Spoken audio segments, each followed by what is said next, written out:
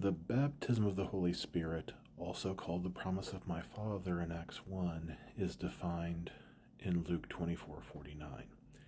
It is the receiving of power, of miraculous gifts directly from heaven, without an intermediary, without the apostles laying hands on someone, which in the first century was the normative means of receiving miraculous gifts. The seal of the Holy Spirit, or some would call it the indwelling of the Holy Spirit, some don't like that term. The seal is what we are given in salvation. Romans even talks about the Spirit pouring the love of God into our hearts.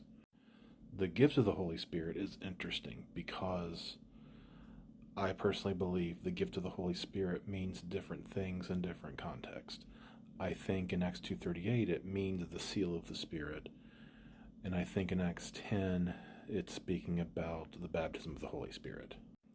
It might be better to say that I believe the baptism and the seal are both gifts of the Holy Spirit, but they are for different purposes and different means.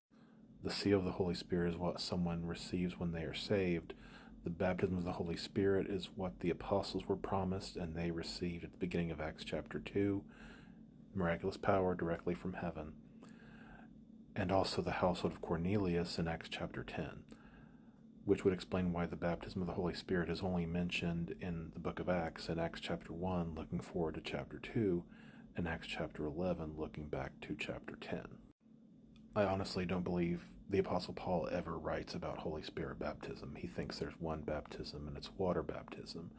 That's when we're spiritually circumcised. It's when we die to Christ. It's when we die to sin and arise to walk in new life.